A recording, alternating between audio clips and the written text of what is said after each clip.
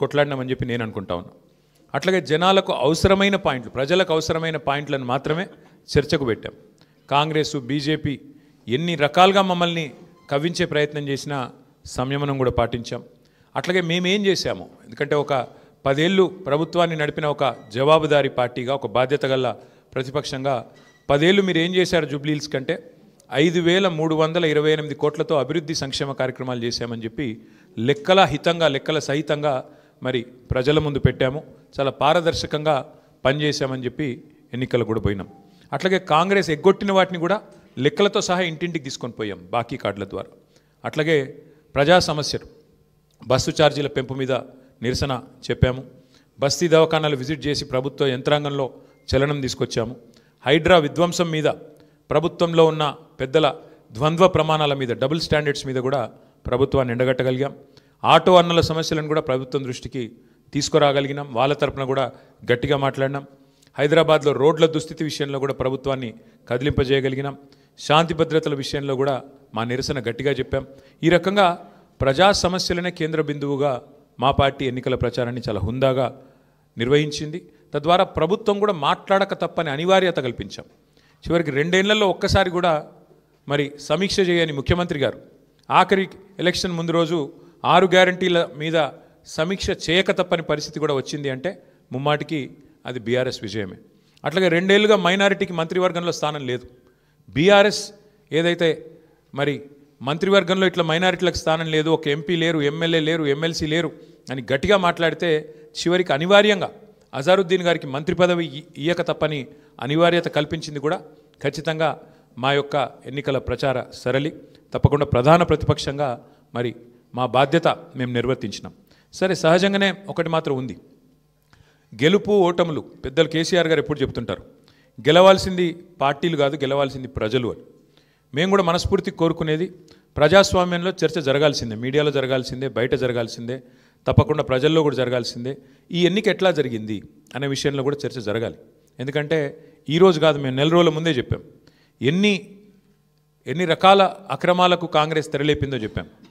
అభ్యర్థి యొక్క సొంత తమ్ముడికి 3 ఓట్లు ఉన్న విషయాన్ని మీ ముందు పెట్టాం. ఆధారాలతో సహా మేము స్పష్టంగా మీ ముందు బయట పెట్టాం. ఎన్నికల కమిషన్ అడిగాం, కోర్టుకు పోయాం. ఎన్ని ప్రయత్నాలు చేయాలో అన్ని ప్రయత్నాలు పారదర్శకంగా ఫ్రీ అండ్ ఫెయిర్ ఎలక్షన్ కోసం జరగాలని ప్రయత్నం చేసినాం. షెడ్యూల్ వచ్చిన నాటి నుంచి పోలింగ్ డే దాకా ఏమేం జరిగినాయో, ఎన్ని రకాల అక్రమాలు, ఎన్ని రకాల అవకతవకలు, ప్రలోభాలు, ఎన్ని రకాల ఒత్తిళ్ళు, ఇవన్నిటి మీద కూడా చర్చ తప్పకుండా జరగాల్సిందే. ఏదేమైనప్పటికీ సరే, అల్టిమేట్గా ప్రజాస్వామ్యంలో ప్రజా తీర్పు శిరోధార్యం. తప్పకుండా మరి వాళ్ళ మేము కూడా ఓట్లేసిన ప్రజలకు ధన్యవాదాలు చెప్తున్నాం. అట్లాగే మిగతా వారికి కూడా మేము విజ్ఞప్తి చేస్తూ ఉన్నాం. ప్రధాన ప్రతిపక్షంగా మా పాత్రను మీరు గమనించారు. ప్రధాన ప్రతిపక్షంగా మేము గెలవాలనే కోరుకున్నాం, సహజంగా గెలుస్తామని ఆశించినాం. బట్ ఎలాంటి నిరాశ లేదు, మా పని మేము చేసుకుంటూ పోతూనే ఉంటాం. ఎందుకంటే 2 ఏళ్లుగా లగచర్ల కావచ్చు, హైడ్రా బాధితులు కావచ్చు, మూసీ బాధితులు కావచ్చు, 6 గ్యారంటీల విషయంలో బాకీ కార్డుల రూపంలో కావచ్చు, ప్రజల తరపున గొంతు ఎత్తడంలో, అట్లాగే మా మీద జరిగే దుష్ప్రచారాన్ని తిప్పికొట్టడంలో శాసనసభ వేదిక కానీ బయట కానీ బ్రహ్మాండమైన పాత్ర పోషించాం. రేపటి రోజున కూడా అట్లాగే ముందుకు పోతాం. మరి మా కార్యకర్తలకు కూడా నేను చేసే విజ్ఞప్తి, సన్నద్ధం అవుదాం.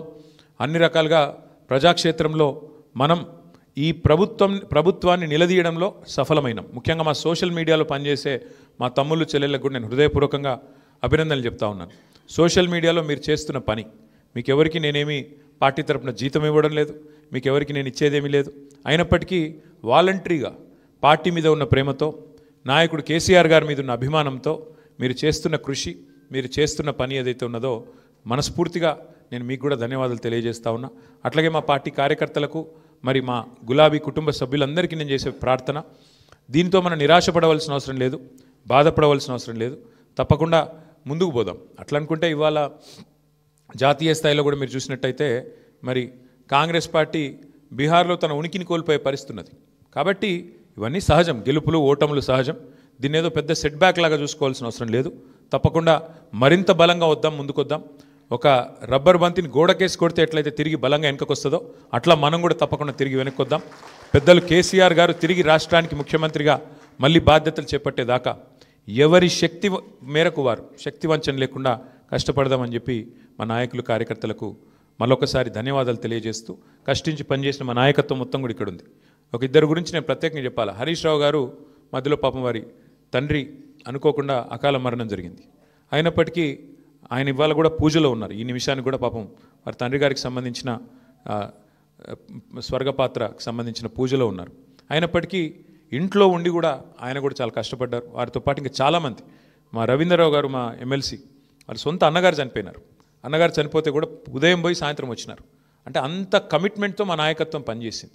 అట్లా ఇంకెంతోమంది ఉన్నారు. నేను ఒకరిద్దరు పేర్లు చెప్తున్నాను, ఏమనుకోవద్దు. ఎంతోమంది నాకు తెలిసిన 2 ఎగ్జాంపుల్ చెప్పినాను. ఇంకెంతోమంది తమ తమ కుటుంబాలను వదిలేసి దీపావళి కూడా పోకుండా, మా నాయకులు హైదరాబాద్లోనే ఇక్కడే ఉండి దీపావళి పండుగ కూడా పోకుండా, కుటుంబంతో ఉండకుండా జూబ్లీహిల్స్ నియోజకవర్గంలోనే మకాం వేసి పనిచేసినారు. వాళ్ళందరికీ కూడా నేను శిరస్సు వంచి ధన్యవాదాలు తెలియజేస్తా ఉన్నా. సరే, దీన్ని ఒక చిన్న సెట్ బ్యాక్గా చూస్తాం తప్ప ఇంకోటి కానీ కాదని మళ్ళొకసారి తెలియజేస్తూ, పత్రికా మిత్రులు కూడా అందరు సహకరించారు, మా ఇంటర్వ్యూలు తీసుకున్నారు, ప్రజల వాణిని కూడా వినిపించారు. మీకు కూడా ప్రత్యేకంగా మీడియా కూడా ధన్యవాదాలు తెలియజేస్తూ మీ అందరికీ నమస్కారం. Thank you. ఏమైనా అడగదలుచుకుంటే అడగచ్చు, లేదంటే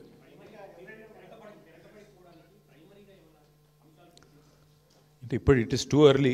ఒకటి మేము కూడా కూర్చుంటాం పార్టీగా, ఎందుకంటే మొత్తం ఇంకా అన్ని డివిజన్లలో ఎన్ని బూత్లలో మాకు లీడ్ వచ్చింది, ఎక్కడ మైనస్ అయింది, ఇంకా మేము కూడా చూడలేదు. బ్రాడ్గా ఓవరాల్ నెంబర్ తెలుసు బ్రదర్, మిగతా విషయాలు తెలియదు. కూర్చుందాం, రేపు ఎల్లుండి సావధానంగా కూర్చుంటాం. మా నాయకత్వం మొత్తం పనిచేసింది. సీనియర్లు మంత్రులుగా పనిచేసిన వాళ్ళు కూడా 10 బూత్లకు ఒకరు ఇన్ఛార్జ్గా తీసుకున్నారు. ఇప్పుడే ప్రశాంత్ రెడ్డి గారు చెప్తున్నారు నాకు, అన్న మా షేక్పేట్లో మా 10 బూత్లలో నా దగ్గర మాత్రం 1100 మెజారిటీ వచ్చిందని చెప్పి ఇప్పుడే ప్రశాంత్ రెడ్డి గారు చెప్తున్నారు. విశ్లేషించుకుంటాం అట్లా ఎట్లెట్లా క్లస్టర్ల వారీగా ఎక్కడెక్కడ ఏం జరిగింది చూసుకుంటాం, సమీక్ష చేసుకుంటాం, డెఫినెట్గా ఆత్మవిమర్శ చేసుకుంటాం. ఎందుకంటే ప్రజలు మరి అల్టిమేట్గా ఎందుకు మొగ్గు చూపారు కాంగ్రెస్ పార్టీ వైపు అనేది కూడా మేము కూడా విశ్లేషించుకోవాలి, ఆత్మవిమర్శ చేసుకోవాలి. తప్పకుండా ఏదైతే ఉందో మా పోరాటం మాత్రం కొనసాగుతుంది. ప్రజా సమస్యల మీద, ప్రభుత్వం మీద, ప్రజలకిచ్చిన హామీలు నెరవేర్చే అంశంలో మాత్రం డెఫినెట్గా మా పోరాటం కొనసాగుతుంది. మిగతా అన్ని విషయాలు చర్చించడానికి బోలెడ్ టైం ఉంది. తప్పకుండా అన్ని కూడా ఆలోచించి నిర్ణయం తీసుకుంటాం. ఇక అది హైదరాబాద్లో మొదటి నుంచి ఉంది బ్రదర్ అది. కాకపోతే ఒక్కటి మాత్రం మా వాళ్ళ నాయకులందరూ చెప్తుంది ఏంటంటే, దాదాపుగా మనం ఇప్పుడు 48.4% మీద ఓటింగ్ అయిందని చెప్తున్నారు. కానీ వాస్తవంగా చూస్తే 70% ఓటింగ్గా చూసుకోవాలి. ఎందుకంటే అంటే చాలా ఓట్లు షిఫ్ట్ అయిన ఓట్లు ఉన్నాయి. కొన్ని అసలు ఓటర్లు పేరుకు లిస్టులో ఉన్నా అక్కడ ఓటర్లు లేరు. కాబట్టి ఒక రకంగా చెప్పాలంటే 65-70% ఓటింగ్ అయినట్టు అనుకోవాలి మనం. కాబట్టి ఓటింగ్ నార్మల్ కంటే పెరిగింది, కానీ ఇంకా పెరిగింటే బాగుండేది అనే భావన ఉంది. ముఖ్యంగా కాలనీల్లో కొంత పెరిగింటే బాగుండేది, జరగలేదు. దానికి కారణాలు పలు రకాలుగా ఉన్నాయి. బట్ చూడాలి, భవిష్యత్తులో అన్న మారుతుందేమో చూడాలి.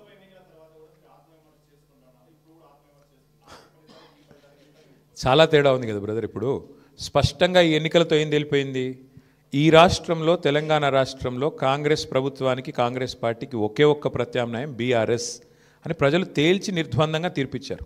దాదాపు నాకున్న అవగాహన మేరకు మాకు 38-39% ఓటు వచ్చినట్టుంది. ఇప్పుడు కూడా ఇంకా ఫైనల్ అయినట్లేదు.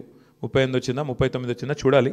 డెఫినెట్గా మరి మంచి ఓటింగ్ శాతం మాకు వచ్చింది. నేనేమంటానంటే, మరి సింగిల్ డిజిట్లో ఉండిపోయి డిపాజిట్ కోల్పోయింది కదా ఇవాళ ఇంకో పార్టీ. ఇప్పుడు మేము ఓటమి పాలయ్యి ఇంత గట్టి పోటీనిచ్చి అధికార పార్టీ ఇన్ని రకాల ప్రలోభాలు పెట్టినా, ఇన్ని రకాలుగా ఒత్తిళ్లు తెచ్చినా, ఎన్ని రకాల కార్యక్రమాలు చేసినా గట్టిగా నిలదొక్కుని బ్రహ్మాండమైన పోటీనిచ్చాం. అట్లాగే మీరు చూస్తే ఉప ఎన్నికల్లో గతంలో ప్రతి ఉప ఎన్నిక మేము ప్రభుత్వంలో ఉన్నప్పుడు దాదాపుగా మేమే గెలిచాం, 1-2 మినహాయిస్తే. కాబట్టి ఇవన్నీ కూడా జరిగే వ్యవహారాలు. దీన్ని అంత ఇది చేయాల్సిన అవసరం లేదు. పార్లమెంట్ తర్వాత సమీక్ష చేసుకున్నాం. పార్లమెంట్ తర్వాత ఒక్కొక్క నియోజకవర్గం సమీక్ష చేసినాం ఏం జరిగింది అని. పార్లమెంట్ ఒక అసాధారణమైన పరిస్థితిలో జరిగింది. అప్పటికిప్పటికి వచ్చిన తేడా మీరు చూస్తే బీఆర్ఎస్ఏ ప్రత్యామ్నాయం, బీఆర్ఎస్ఏ ప్రధాన ప్రతిపక్షం అని ప్రజలు ఈ జూబ్లీహిల్స్ ఉప ఎన్నికతో స్పష్టమైన తీర్పిచ్చారు. సరే, సహజంగా గెలుస్తామని ఆశించాం, కొంత నిరుత్సాహపడతాం డెఫినెట్గా ఓటమి పాలైనప్పుడు, కానీ నిరాశ లేదు. అది నేను చెప్పేది. బ్రదర్, మేము ఎన్నికల కమిషన్ దగ్గర పోయాము, స్పష్టంగా వారి ముందు ఆధారాలతో సహా పెట్టాము. డబుల్ ఓట్లు ఎన్ని ఉన్నాయి, ఎంతమందికి ఎన్నెన్ని ఓట్లు ఉన్నాయి, చివరికి అభ్యర్థి, కాంగ్రెస్ అభ్యర్థి యొక్క సొంత తమ్ముడు, ఆయనకే 3 ఓట్లు ఉన్నాయన్నది కూడా ఆధారాలతో సహా ఇచ్చాము. ఇక మీరు అడగాల్సింది ప్రశ్న ఎలక్షన్ కమిషన్, మమ్మల్ని కాదు. ఎందుకంటే వాళ్ళు చేయాల్సిన పని వాళ్ళు చేయకపోతే మీరు మమ్మల్ని అడిగితే మేము ప్రధాన ప్రతిపక్షంగా పోటీ చేశాము, వ్యవస్థలో ఉన్న లోపాలు ఎత్తి చూపాము, జరుగుతున్న అన్యాయాల అరాచకాలు మా అభ్యర్థి, చివరికి దొంగ ఓట్లు వేస్తున్నారని మా అభ్యర్థి పోలింగ్ రోజు కూడా పోరాడారు. మీరు చూశారు మీ కళ్ళ ముందు మొత్తం కాంగ్రెస్ వాళ్ళు గుంపులుగా వేల మంది ఒక దగ్గర చేరి దొంగ ఓట్లు వేస్తుంటే మా అభ్యర్థి పట్టించారు. మరి పోలీసు వాళ్ళు ఏం చేస్తున్నారు, ఎలక్షన్ కమిషన్ ఏం చేస్తున్నది, ఇవన్నీగా అందుకే అంటున్నారు చర్చ జరగాల్సిందే. ఏ రకంగా అధికార యంత్రాంగం పనిచేసింది, ఏ రకంగా ఎలక్షన్ కమిషన్ పనిచేసింది, ఇవన్నీ మీ ముందున్నాయి. సరే ఇప్పుడు నేను ఓటమికి నేను సాకులు వెతకట్లేదు, నేను వాస్తవాలు మీ ముందు పెడుతున్నాను. ఎలక్షన్ ముందు పెట్టాను, ఎలక్షన్ తర్వాత చెప్తున్నాను. ఏదేమైనప్పటికీ మేము మాత్రం డెఫినెట్గా ప్రజల్లో ఉంటాము, ప్రజలతోనే ఉంటాము. ప్రజాక్షేత్రంలో ప్రజల సమస్యలే ప్రధాన ఇతివృత్తంగా ముందుకు పోతాం. ప్రజల కోసం పోరాడుతూనే ఉంటాం, ముందుకు పోతూనే ఉంటాం. Thank you. మరి ఇప్పుడు అల్టిమేట్గా ఎలక్షన్ ఫలితం వచ్చిన తర్వాత ఏం జరగబోతుంది, రేపు ఏమేం జరగబోతుంది, ఇంకా 3 ఏళ్ళు ప్రభుత్వం ఉంటుందంటున్నారు. సో మరి ఆ 3 ఏళ్ళు ఏం జరగబోతుంది చూద్దాం. ఎందుకంటే అల్టిమేట్గా ఈ ప్రభుత్వం తన వైఖరి ఏమైనా మార్చుకుంటుందా, మార్చుకోదా, మళ్ళీ శని ఆదివారాలు పేదల కొంపలు కూలగొట్టే పని చేస్తూనే ఉంటుందా చూస్తాం. మేము చూస్తాం, మీరు చూస్తారు. ప్రధాన ప్రతిపక్షంగా మా పాత్ర మాత్రం మేము బలంగా పోషిస్తాం. ప్రజల్లో మాత్రం ఎక్కడా తగ్గకుండా ప్రజల తరపున మాట్లాడుతూనే ఉంటాం. ఈ విషయంలో మమ్మల్ని ఏ రకమైన వారు ప్రయత్నాలు చేసినా మా గొంతు మాత్రం నొక్కలేరు, ఇది మాత్రం పక్కా. ఇప్పుడు మీరు చూస్తే పశ్చిమ బెంగాల్లో బీజేపీ నుంచి పోయి ఒక ఆయన ఎమ్మెల్యే గారు ముకుల్ రాయ్ అని తృణమూల్ కాంగ్రెస్లో చేరారు. హైకోర్టే కొట్టేసింది, ఆయన డిస్క్వాలిఫై చేసింది. మరి పశ్చిమ బెంగాల్లో జరిగింది, ఇక్కడ కూడా జరుగుతుందని మేము కూడా ఆశిస్తున్నాం. ఎందుకంటే న్యాయమే కదా. యాంటీ డిఫెక్షన్లా దేశమంతా ఒకటే ఉంది, బెంగాల్కు వేరే లేదు, తెలంగాణకు ఇంకోటి లేదు. కాబట్టి మేము కూడా ఆశిస్తుంది ఏంటంటే ఇక్కడ కూడా 10 ఉప ఎన్నికలు జరుగుతాయని ఆశిస్తున్నాము. అయితే ఇక్కడ గమ్మత్ ఏంటంటే ఒక్క ఉప ఎన్నికకే మరి ఇంత అపసోపాలు పడ్డారు కాంగ్రెస్ వాళ్ళు. మరి 10 ఉప ఎన్నికలు వస్తే వాళ్ళకి ముచ్చెమటలు బట్టి మరి రాహుల్ గాంధీని, ఇంకా ఇందిరాగాంధీని, ఇక సోనియా గాంధీని అందరినీ దించుతారేమో చూడాలి. కాబట్టి మేమైతే ధైర్యంగా లోకల్ బాడీ ఎలక్షన్ వచ్చినా ఉప ఎన్నిక వచ్చినా అన్నీ ఎదుర్కొంటాం. మాకు కొత్త ఏం కాదు ఇది.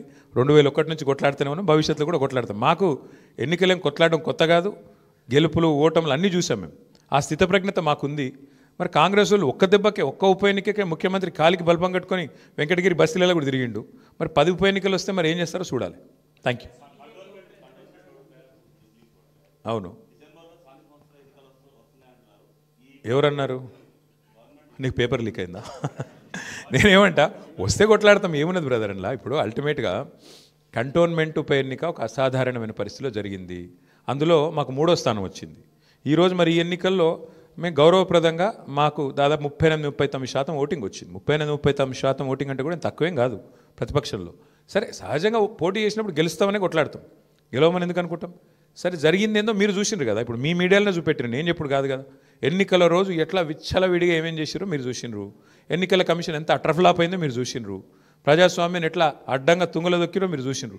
కానీ ఇవేవి మా ఓటమి కారణమని నేను చెప్తలేను, ఇవన్నీ జరిగినాయని చెప్తున్నాను అంతే. ప్లస్ ఒక్కొక్కరికి ఎన్ని ఓట్లు రాయించిండ్రు అది కూడా చూసిండ్రు. కాబట్టి ఇన్ని ఉన్నాయి. కాబట్టి నేనేమంటున్నా అంటే దీని మీద చర్చ జరగాలి, భవిష్యత్తులోనే చర్చ జరగాలి. ఏదేమైనప్పటికీ we are thankful to the people of Jubilee Hills. We are certainly thankful to the people of Telangana for continuing to affirm their faith in the leadership of KCR Garu. We will fight on public issues, we will fight on all people's issues till such time as KCR Garu once again leads the state of Telangana, and we will continue to do our job as the principal opposition. Thank you. Congress మీకు కనబడతానే ఉంది కదా brother. Last 2 days వచ్చి, last 3 days వచ్చి హడావుడి చేసి ఎవరికి సహకరించినా మీకు కనబడతానే ఉంది. ఆర్ఎస్ బ్రదర్స్ బాగానే వర్కౌట్ అయినట్టుంది. ఆర్ఎస్ బ్రదర్స్ యొక్క మంచి సహకార మిత్రమండలి ఏదైతున్నదో బాగానే వర్కౌట్ అయినట్టుంది. మరి చూడాలి. మిగతా విషయాలన్నీ మీరు విశ్లేషించండి. ఇక మీరు ఉన్నారు కదా, మరి రేపు ఎల్లుండి మీరేం రాస్తారు అన్నీ మేమే చెప్తే. Thank you.